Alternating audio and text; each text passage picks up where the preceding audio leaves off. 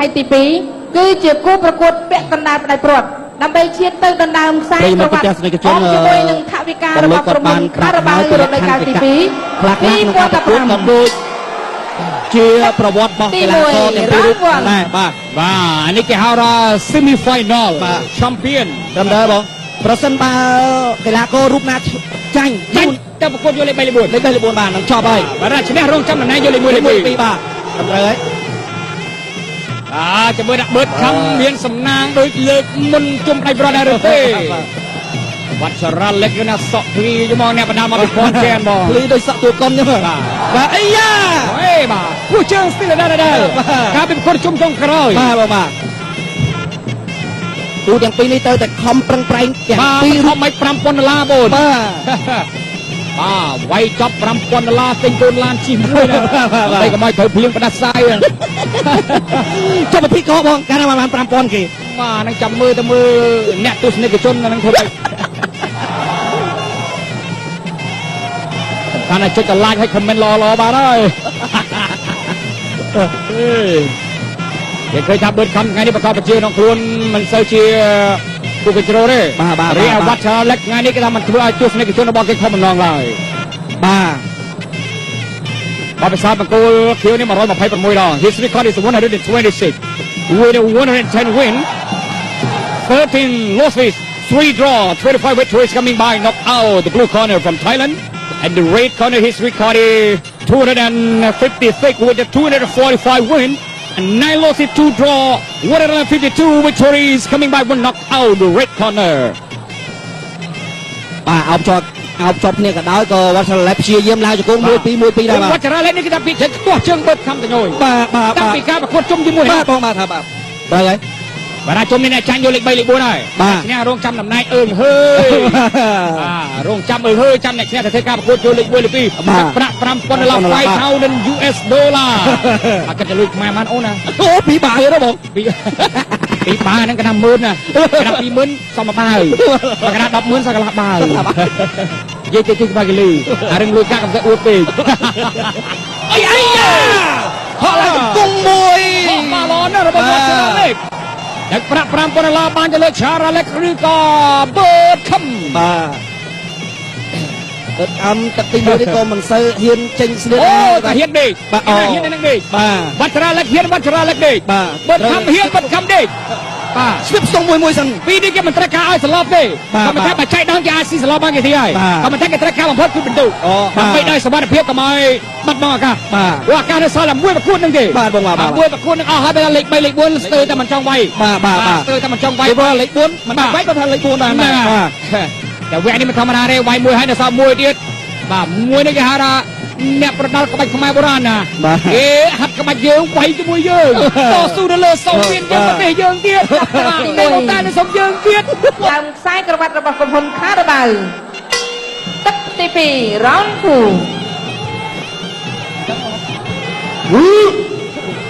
ប្រិយមិត្តទស្សនិកជនទស្សនាជាបន្តនៅទឹកទី2គូពិសេសរវាងបឺតខំជាមួយវត្តចរលិកនេះគេហៅគូខ្វែង semi final បាទតែពាក់កណ្ដាលឲ្យប្រត់ហើយដាក់ចូលរបស់វត្តចរលិកអ្នកប្រាល់របស់ថៃអោបតាមក្រោយគៀកកសាច់ជង្គង់វត្តចរលិកអីអើយជង្គង់បឺតខំវត្តចរលិកលេងជួយមកជង្គង់ទៀតបាទគ្រូបុកភីឆៃកំពុងតែប្រាប់ពីវិធីផ្ដួលបឺតខំហើយបាទរីឡុងស្ពីនេះសឹបប្រាប់បឺតខំកុំសម្បត្តិពេកចិត្តមួយទៅមួយមកល្អមែនទេវត្តចរលិកនេះគេថាគេអន់ចិត្តណាអាការប្រកួតជុំចុងក្រោយនេះលោកស្ពីគេថាកុំសម្បត្តិពេកចិត្តយកមួយក៏បន្ទូដែរពុំបាទអាចក៏ជង្គង់ជួយវត្តចរលិកទេស៊ីវថាយ៉ាងកណ្ដាលបំបាយហើយមិននេះខ្ញុំបានជម្រាបជូនពីរូបមន្តនៃការប្រកួតបងប្អូនខ្លះឆ្ងល់ថាបឺតខំប្រហែលជួបមួយលេខ2ពូលថៃអីមិនចឹងហ៎វត្តចរលិកប្រកួតទៅជួបជាមួយនឹងឡៃស៊ីណាដែរមិនចឹងហ៎ក៏ប៉ុន្តែសម្រាប់វគ្គនេះយើងបានរូបមន្តត្រូវបានផ្លាស់ប្ដូរទាំងត្រង់មុនកតិកានៃការប្រកួតអញ្ចឹងមិញនេះចាប់ឆ្នោតគេថាពីរនឹងត្រូវគ្នាម្ដងទៀតបាទមិននឹកស្មានមិនដល់នឹកស្មានមិនដល់ប៉ុន្តែរដ្ឋាភិបាលថានេះមិនមែនជាការរៀបចំទេជាការសម្រេចចាប់ឆ្នោតជាឯកច្ឆន្ទមានវត្តមានម្ដងម្នាក់ឯងតែមួយពិសេសបងប្អូនទស្សនិកជនរាប់ពាន់អ្នកដូចជាសាស្ត្រី វាយតរៀតវត្តស្រាលេខដាចូលអានេះគេហៅថាវាយបាច់ឆ្មក់មកជើងដូចខំចលោដាចូលគឺជើងបាត់ខំជង្គង់ទៀតអីយ៉ាសបាយណាស្រាលេខដាចូលរៀតបើខំប្រយ័ត្នហើយចលោជួយអីលើជង្គង់មិនធាវត្តស្រាលេខមើលវាអីអោមកជើងស្ដាំរបស់វត្តស្រាលេខមួយជើងវិញបាទវគ្គនេះអត់យកបន្ទូទេតែឈ្នះទៅមុខចាញ់ទៅក្រោយបាទត្រឹមត្រូវហើយបងរួចចាប់បាត់ហើយកាច់កបើទទួលចង្គង់អេយ៉ាកាយយ៉ាវត្តខំហួយចង្គង់វត្តស្រាលេខគេថាไม่มีปัญหานะครับสู้เลยครับอยากต่อยก็ต่อยนะครับศอกซ้ายศอกขวานะครับไม่เป็นไรเดี๋ยวโยอันนี้ก็หากำนุ่มซองในกำนุ่มมาลุยซองในลุยไม่ได้มาลุยกระไรมาได้เชียร์มาได้ซองในเชียร์ไม่เชียร์ซองในคุณนี่เบิร์ดคำเนื้อไปเลยวัชราเล็กจึงอลเบิร์ดคำไม่ละดูไทม์วัดไอ้ยาโอ้ทีนี้รังมอมเลยทีนี้มาพนมมวยถกดึกเนี่ยยังมันท่าพนมมวยมันไอ้เป็นคลาปีเด้แต่บ่เป็นคลานี่นะคลาชั่วโมงไอ้เนื้อบานนี่ชั่วโมงไอ้เนื้อบานแต่คลาเตยเนื้อกันแต่มันบานยังไง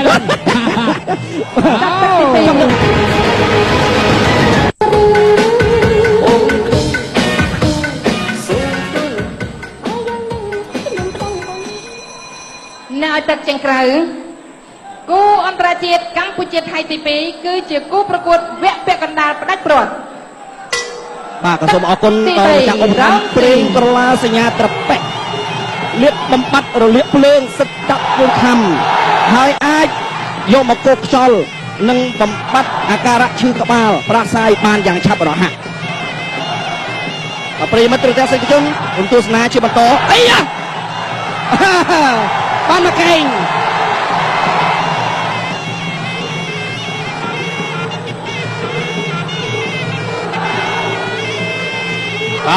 năm tới mình phải nhà ca chu pi bấm bắt rẽ xi thì mình bấm bắt lăn mọt nâng ai tu bơ thì mình ở răng mồm đằng cơ mình xì nhà cái đào bấm bàiวัชราเล็กทั้งนี้ห้ามไปด้วยสไลด์คลีนนะครับผมเหมือนเดิมเดี๋ยวเราเว็บแรกกระดาษไปปลอดเลยทำได้บอกสมาร์ทเว็บไปปลอดบ้าสมาร์ทเว็บไปปลอดบ้าได้เชิญมือจึงช่วยนาจังคือจบไอ้ยาโอ้แม่เต้นบัดคำช่วยไอ้ยาช่วยได้บัดคำไอ้ยาอันยากระดาษก็ได้ช็อตบอลมาได้เลยไม่มาถือเบิดคำไอ้ยามาได้วัชราเล็กเองมาวัชราไอ้จุกงหักเบิดคำสู้มาดโอ้ยไปมาดีมินฮาระเนี่ยประดัลบัดหัดแต่เต็มแม่โชว์มาตั้งแต่ไปปัดยอดชาแม่เต้ไว้มาไอ้ตัวพวกเราเชิญยืนยืนได้โชว์วัชราเล็กเบียดีละไล่กระถาไปยืนกับสลับไปไม่โชว์ไปดวลเบิดคำไอ้แค่หนึ่งจำนวนในตึงจุกกงระหว่างเกมเราเบิดคำทำอะไรเนี่ยโอนเอาจอเราเบิดคำจุกกงกู้ชื่อวัชราเล็กไอ้ยาเรียกก็เข้าไปเลยมาบรรยากาศดูแลมันไปฮะยังไงครับเรียกก็ no problem ก็สู้โจกับโคเดียดวัชเล็กยังจะกุ้งจับเป้า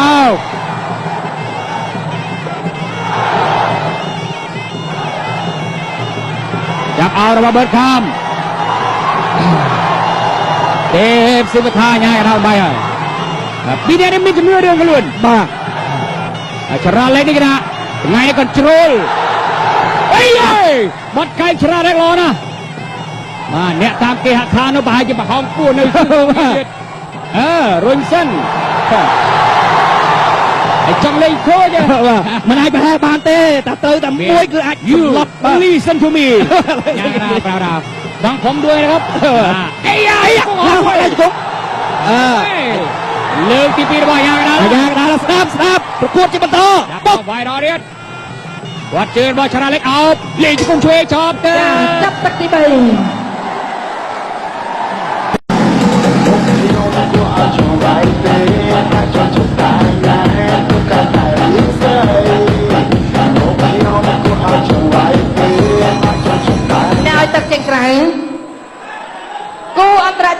ពុជាថៃទី2គឺជាគូប្រកួតវគ្គពាក់កណ្ដាលផ្នែកប្រវត្តិដើម្បីឈានទៅដណ្ដើមខ្សែក្រវ៉ាត់របស់ក្រុមហ៊ុនខារ៉ាបាវទឹកទី4ដោយទឹកទី4រ៉ុនហ្វខារ៉ាបាវកំពុងវែងថ្មីហើយស្លីមបន្សាបជាស្វឹងបានយ៉ាងឆាប់រហ័សឆ្ងាញ់គ្មានគូប្រៀបមានវីតាមីន B12 និង B6 ជាមួយស្មារតីខួរក្បាលជាមួយភ្នែកបាក់បោប្រកបដោយសុវត្ថិភាពមិនងុយគេលាជាមួយស្រាស្រាប់ពីបានទៀតផង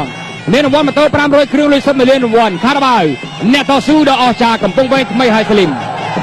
ក៏សូមអរគុណដល់ទឹកមាត់ត្រជាកម្មមកមាសកំប៉ោងផ្សំពីទឹកមាត់ត្រជាកម្ម100%អាចជួយបំបត្តិអាការៈមួយហត់អស់កម្លាំងឈឺចង្កេះស្រវាំងភ្នែកគឺសន្លាក់ដៃសន្លាក់ជើងជួយការពារប្រព័ន្ធ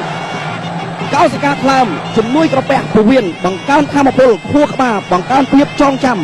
អាចធ្វើឲ្យសុខភាពមាំមួនអ្នកដែលមានជំងឺទឹកនោមអែមក៏អាចពិសាបានដែរ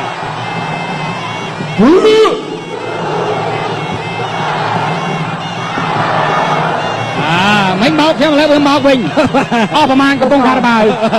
ចាលោកអាញាទៅកីឡាករបង្កប់ភ្លើងខាងតាមបោកចាតាមបោក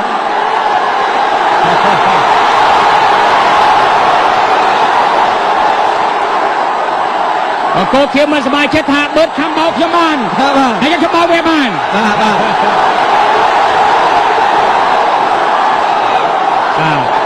បាទសូមបងប្អូនរក្សារបៀបរៀបរយបាទរក្សារបៀបរៀបរយបងប្អូនរក្សារបៀបរៀបរយបងប្អូនសូមរក្សារបៀបរៀបរយបាទសូមបងប្អូនអធិស្ឋានសូមរក្សារបៀបរៀបរយបងប្អូនបាទសូមរក្សារបៀបរៀបរយបងប្អូន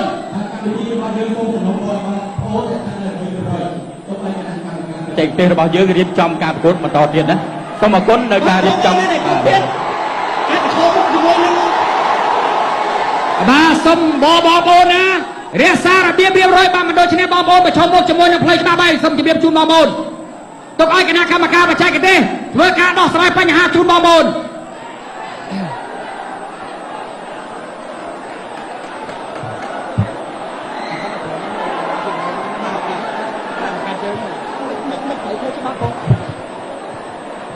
បាទសូមម្ដងទៀតណាសូមបងប្អូនទាំងអស់មេត្តា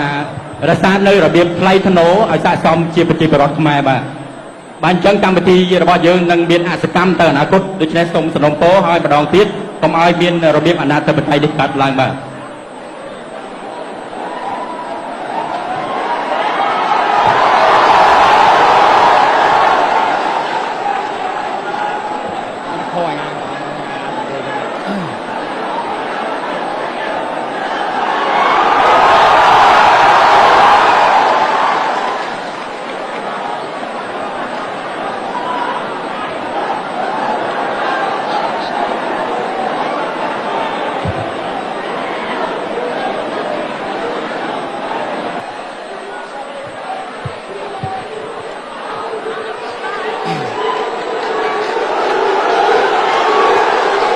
ប្រកួតបន្តទៀតនេះក៏យើងមិនទាន់បានទទួលព័ត៌មានយ៉ាងម៉េចទេសម្រាប់ទៅលើគណៈកម្មការរៀបចំការប្រកួតបាទគណៈកម្មការរៀបចំប្រកួតឲ្យប្រកួតតបានគឺប្រកួតតទៀតហើយយើងខ្ញុំជាអ្នកថាច្បាយក៏មិនហ៊ាននិយាយលើសពីអ្វីដែលជាត្រឹមត្រឹមពីលក្ខខណ្ឌរបស់យើងជាអ្នកថាច្បាយទេបាទក្នុងនាមម្ដងស្នេហ៍ឯកតែមើលប្រធានសហព័ន្ធកីឡាបណ្ដាលកម្ពុជាអាយដាមតែងតែបានបង្កើតរូបមន្តហើយនឹងធ្វើការផ្គូផ្គងខំព្យាយាមអភិរក្សបន្តទៅដល់ការអភិវឌ្ឍក្បាច់ខ្មែរបុរាណគេមរតជាតិជូនទៅដល់បងប្អូនអ្នកដែលស្នេហាប្រទេសកីឡាបណ្ដាលកម្ពុជារបស់យើងពិសេសក្បាច់ខ្មែរបុរាណរបស់យើងពិសេសសូមឲ្យបងប្អូននៅក្នុងសង្វៀននេះធ្វើយ៉ាងម៉េចទទួលយកនៅលទ្ធផលនៃការប្រកួតហើយនឹងរក្សាឲ្យបាននៅវិន័យថ្លៃថ្នូរជាប្រជាពលរដ្ឋកម្ពុជាដល់ពុះផងត្រឹមត្រូវហើយបងទោះជាយ៉ាងណានៅក្នុងការប្រកួតក៏ដោយក្នុងនាមជាប្រជាពលរដ្ឋខ្មែរត្រូវរក្សាចំហឲ្យបានសំណាងញញឹមការយោគយល់ហន្តីហើយនឹងឲ្យតម្លៃទៅលើសហព័ន្ធកីឡាបណ្ដាលគឺជាអ្នកមានសមត្ថកិច្ចគ្រប់គ្រាន់ដើម្បីឯកច្ឆន្ទបាទដល់ការប្រកួតទៀតចាប់ផ្ដើមវាយមកជើងបឺតខំវ៉ាត់ចរាលេខគាត់អូហូបឺតខំគេចាប់ផ្ដើមឌឺ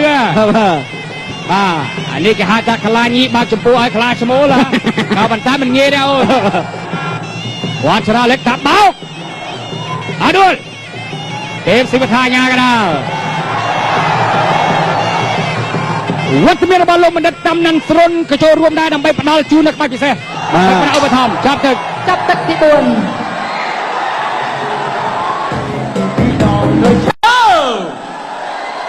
ក្នុងការនេះវត្តមានរបស់បណ្ឌិតតាមណាន់ស្រុនបានមកទស្សនាដោយគ្រាបើសិនជាការប្រកួតនេះដួលគ្រូប្រកួតសន្លប់ដែលក្បាច់ពិសេសនឹងទទួលថវិកាឧបត្ថម្ភពីលោកបណ្ឌិតតាមណាន់ស្រុន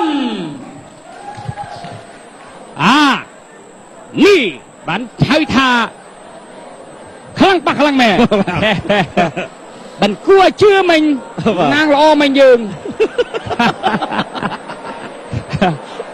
ឌីជេគវិទំនីថកឈូអូយនៅទឹកចុងក្រោយចូលលេឡាទឹកចុងក្រោយជាតិកម្ពុជាថៃទី2គឺជាគូប្រកួតវគ្គពាក់កណ្ដាលផ្ដាច់ប្រវត្តិដើម្បីឈានទៅដណ្ដើមខ្សែក្រវ៉ាត់របស់ក្រុមហ៊ុនខារ៉ាបាវ2015ទឹកទី5ដែលជាទឹកផ្ដាច់ប្រវត្តិហើយ Final Round ហើយលេខទឹកផ្ដាច់ប្រវត្តិហើយនៅបន្តិចទៀតនឹងបញ្ជាក់ឃើញច្បាស់សហើយនឹងខ្មៅครับវត្តចរាលេខគេមិនអស់ចិត្តហើយមិញតែសមត្ថកិច្ចមិនទាន់អាចស្នាគេយកបានបិទខំការស្នាគេបាទអូយអានេះក៏បាច់ជង្គង់ហោះឡើងជីទៅលើហើយចាំមើលជាលទ្ធផលបានជាលទ្ធផលដូចកខៀវបាទយើងមិនទាន់វិនិច្ឆ័យទេវត្តចរាលេខអបកាច់តែគ្រាកមួយនេះមិនកាប់បោទេគ្រាកទេមិញបាយដល់រៀប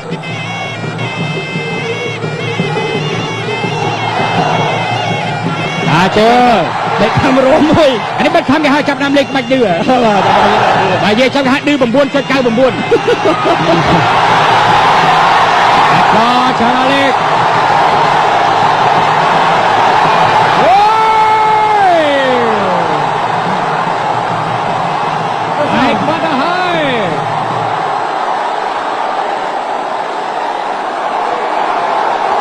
បាទមានស្នាក់ស្នាមលើផ្ទៃមុខវត្តចារ៉ាលេខបាត់ហើយ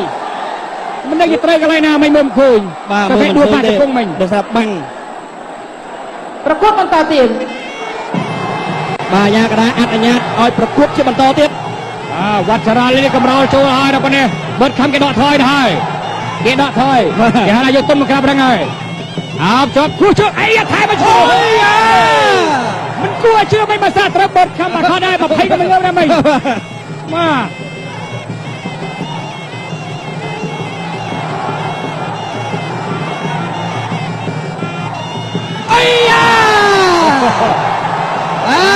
ដេញតាមហើយ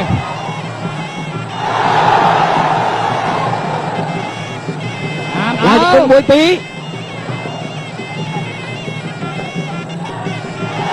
អីបាទកែងមួយទៅវិញទៅមកសងទៅវិញទៅមកមិនបញ្ហាក៏សង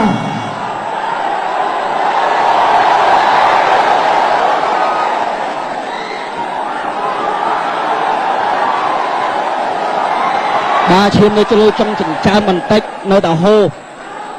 អនុញ្ញាតឲ្យគ្រូពេទ្យពិនិត្យមើលបន្តិច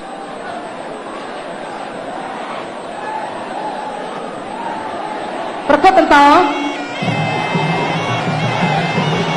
អញ្ញាកដាលអនុញ្ញាតឲ្យប្រកួតបន្តគុំជើញទស្សនាជាបន្តនេះគឺជាជួបចុងក្រោយអីយ៉ាហក់កាប់ចានមួយមកថ្មីស្រាលទស្សនាជាបន្តវត្តឆលេបជាយាមដើរចូលអោបជាប់ជង្គង់មួយវិញបិទតាមជាយាមឡើងជង្គង់ចប់ទឹកទី5សម្រាប់គូអន្តរជាតិទី2ត្រូវបានបញ្ចប់ទៅហើយ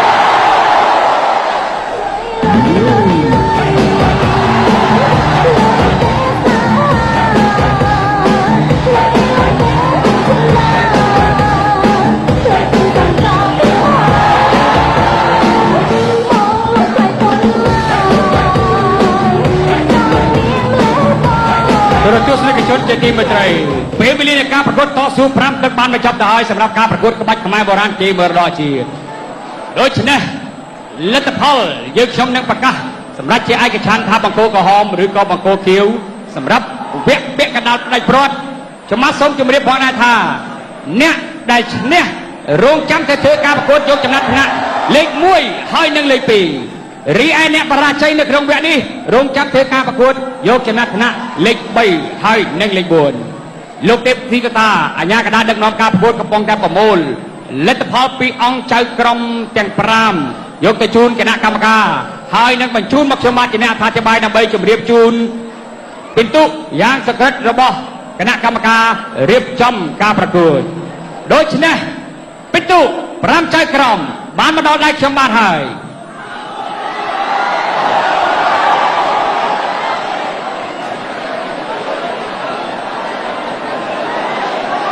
ទស្សនិកជនជាទីមេត្រីខ្ញុំបាទសូមអនុញ្ញាតជម្រាបផងដែរថានៅក្នុងការឲ្យពិន្ទុក្បាច់ខ្មែរបុរាណតស៊ូគ្នានៅលើសង្វៀនមាន5អង្គចៅក្រមដូច្នេះបើសិនជាការឲ្យពិន្ទុនៅក្នុងការប្រកួត5ទឹកនេះអ្នកណាបាន3ពិន្ទុនាំមុខគេសម្រាប់អង្គចៅក្រមទាំង3មានន័យថាអ្នកនោះឈ្នះជាស្ថាពរនៅក្នុងការកាត់ក្តីក្នុងការឲ្យពិន្ទុយ៉ាងសក្តិពីអង្គចៅក្រមទាំង5ដូច្នេះពិន្ទុបានមកដល់ដៃខ្ញុំបាទហើយអនុញ្ញាតទៀងទាត់តែយកចិត្តទុកដាក់សម្រាប់គណៈអធិបតីនិងបងប្អូនទស្សនិកជនទូរទស្សនិកជនទាំងអស់ផងដែរថាអាជ្ញាកណ្ដាលដឹកនាំការប្រកួតគឺលោកទេពស៊ីបថាដោយបានជម្រាបជូនសម្រាប់អង្គចៅក្រមធីនរិទ្ធលោកឲ្យពិន្ទុទៅលើកីឡាករបង្គោលក្រហមបិទខំចំនួន98ពិន្ទុឲ្យពិន្ទុទៅលើកីឡាករវត្តចរាលិកបង្គោលខៀវចំនួន97ពិន្ទុ The red is the 98 and the blue is 97សម្រាប់អង្គចៅក្រមបន្តទី2គឺចៅក្រមឧស្សាហ៍លោកបានសម្រេចជាឯកច្ឆន្ទឲ្យពិន្ទុទៅលើកីឡាករបង្គោលក្រហមបិទខំ97ពិន្ទុឲ្យពិន្ទុទៅលើវត្តចរាលិក98 The red is 97 and the blue is 98ដូច្នេះលទ្ធផល1-1ហើយបងប្អូនសម្រាប់អង្គចៅក្រមរបស់យើងឈានចូលអង្គចៅក្រមទី3តម្រូវទៅលើអង្គចៅក្រមហងសឺដែលឲ្យពិន្ទុយ៉ាងសក្តិទៅលើកីឡាករបង្គោលក្រហមបិទខំ98ពិន្ទុវត្តចរាលិកបង្គោលខៀវ97ពិន្ទុ and the red is 98 and the blue 97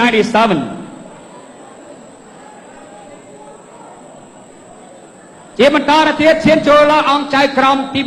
4មិននេះបិទខំនាំបន្ទុកមួយណាបងប្អូនណាតទៀតអង្គចៅក្រមឈុំថៃឲ្យបន្ទុកទៅលើកីឡាករបិទខំ